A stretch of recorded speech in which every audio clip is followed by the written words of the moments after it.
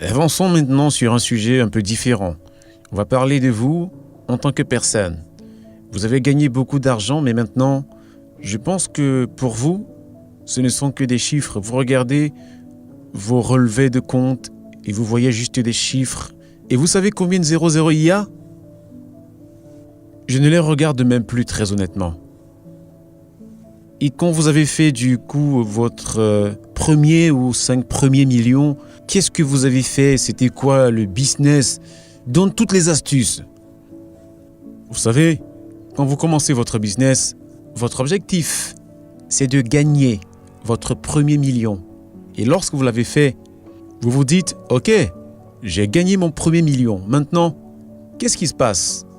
Et donc, après quelques années, je me suis rendu compte que j'avais, entre 12 ou 13 milliards de dollars. Je me suis dit, tous ces chiffres ne sont que des chiffres écrits.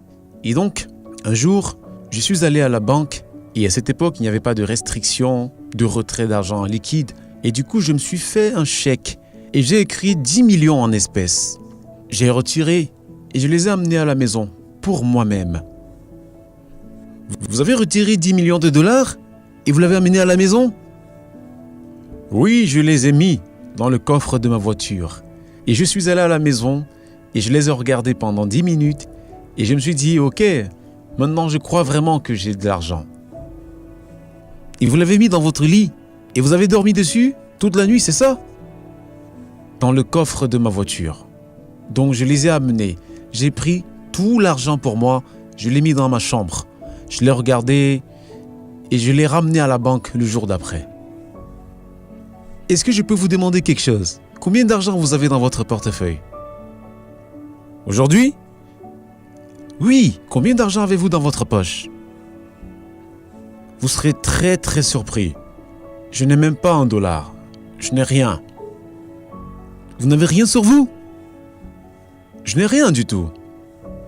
Voilà l'argent, les amis. Quand vous avez l'argent, vous n'avez pas d'argent sur vous. C'est vraiment très intéressant, merci. Moi, je sais que vous avez aussi lancé une fondation. Quel est le but de cette fondation? Le but de cette fondation, c'est l'éducation, la prise de contrôle de soi et la prise en charge des désastres. Donc, nous faisons beaucoup de choses. Il y a 2 ans, nous avons fait un don de 1,25 milliard de dollars. 1,25 million ou 25 milliards? Oui, milliards de dollars, oui. C'est intéressant, ok? Oui, mais vous savez, la fondation n'est pas si jeune que ça. C'est une fondation qui est très vieille. Je l'ai lancée en 1993. Qui s'occupe de cette fondation?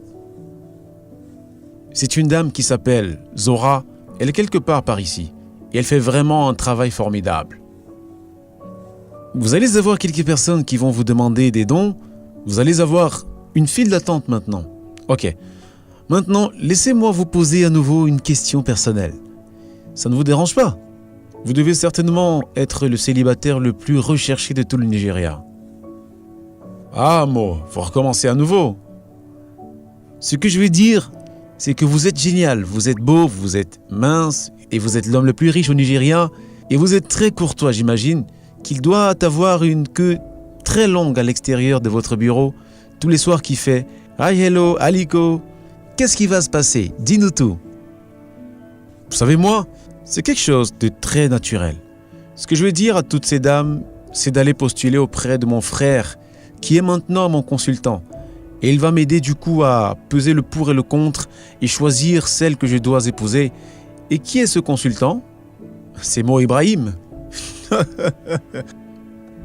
Oh, c'est moi! Je vais recevoir des milliers de lettres avec des CV du Nigeria de différentes femmes.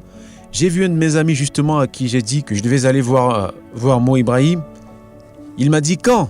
Je lui ai dit dans 3 heures. Il m'a dit oh là là, oh Mo Ibrahim est très taquin. Je lui ai dit non, ne t'inquiète pas, c'est mon frère, il n'a pas à me taquiner. Oh non, je pense que nous sommes très gentils avec lui aujourd'hui, n'est-ce pas? Merci beaucoup Aliko. Applaudissez-le s'il vous plaît.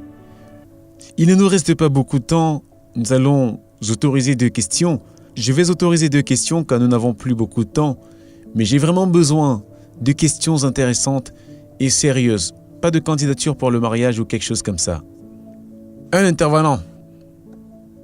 Bonsoir notre cher Mo Ibrahim et Baba Aliko Dangote.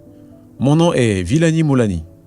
Je suis entrepreneur sud-africain de Cape Town et mon domaine est la technologie et le transport. Je crois qu'Aliko a commencé son business à 21 ans. Si jamais vous étiez un entrepreneur de 21 ans aujourd'hui, quels seraient les 3 secteurs sur lesquels vous vous concentriez et quels seraient les 3 facteurs en lesquels vous croiriez pour réussir? Merci beaucoup. Alors, je crois que les meilleurs secteurs sur lesquels il faut se concentrer sont les technologies de l'information et de la communication. L'éthique ou l'agriculture, comme nous venons de le dire, ce sont les 2 secteurs dans lesquels je me concentrerai. Ce sont les 2 secteurs prometteurs sur lesquels tu dois te concentrer. Mais vous voyez également beaucoup de gens, surtout les plus jeunes, il y a certains problèmes sur lesquels nous devons nous concentrer, car l'un des plus gros problèmes que nous rencontrons en tant qu'Africains, c'est que nous dépensons nos revenus à venir une fois qu'on commence à faire du business, que le business commence à fonctionner. Au lieu de réinvestir dans le business, on commence à dépenser de l'argent en pensant que le profit va continuer à venir. Il y a des hauts et des bas dans le business, donc tu dois rester très concentré sur ce que tu fais. Comment tu le fais? Donc tu n'es pas censé acheter une Porsche ou quelque chose comme ça. Non, surtout pas. Ce sont des choses de luxe qui en plus de ça prennent ton temps et qui feront que tu ne seras pas concentré sur ton business. Ce que je veux dire, c'est que moi, je n'ai aucune maison de vacances nulle part. Non, je n'ai pas de maison nulle part, à part chez moi. Mais je connais des gens qui travaillent pour moi, qui ont des maisons à Londres, mais moi je n'en ai pas. Une question de plus? C'était une très bonne question. Essayez de m'avoir une question encore meilleure que celle-ci. Intervenant. Bonjour, mon nom est Niki Aiko, je viens du Soudan du Sud et je travaille en Belgique. Et j'ai une question à propos de la zone de libre-échange continentale dont nous avons parlé. De ce que j'ai compris, certains pays ont eu du mal à ratifier cet accord parce qu'ils étaient inquiets par rapport au secteur privé. Et en tant que membre clé du secteur privé, j'aimerais savoir, est-ce que vous êtes inquiet à propos des impacts de la zone de libre-échange sur l'industrie au Nigeria? Et deuxièmement, est-ce que vous pensez que l'aspect protecteur dans l'industrie va être challengeant pour vous ou est-ce que ce sera une bonne raison, par exemple, d'autoriser le Bénin à ne pas accepter vos produits dans leur région? Oui, vous avez raison. Le problème, c'est que si jamais nous l'implémentons de manière plus large, c'est très bien. Par exemple, l'Afrique du Sud demande qu'on produise 80% du produit localement. Donc, j'aimerais que vous montriez 20 produits dans toute l'Afrique où nous produisons avec 80% de contenu local. Le plus grand problème que nous avons, c'est un problème structurel en termes d'industrie, surtout en Afrique. La majorité des usines que nous avons en Afrique sont juste des assemblées et n'utilisent pas réellement des matériaux locaux. C'est comme nous par exemple, si vous regardez bien, avant nous importions et maintenant nous produisons pratiquement toutes les pièces au Nigeria à l'exception de ceux que nous n'avons pas en quantité suffisante. Par exemple, il y a des matériaux qui sont seulement de 3% que nous ne fabriquons pas. Mais ce n'est vraiment rien et ça ne coûte pas cher donc. Est-ce que vous pensez que 80% c'est une part qui est élevée? Ce que je pense, Mo, c'est que nous avons réellement protégé notre région. Je suis désolé de dire ça, mais beaucoup de gens qui bossent pour cet agrément, ils essaient juste d'affaiblir encore les pays les plus faibles pour y aller pousser leurs propres produits en Afrique. Même si c'est 70%, nous pourrons commencer à 80%. Si l'Afrique du Sud dit ça doit être 80%, je pense que c'est trop élevé. Nous pouvons aller jusqu'à 70%.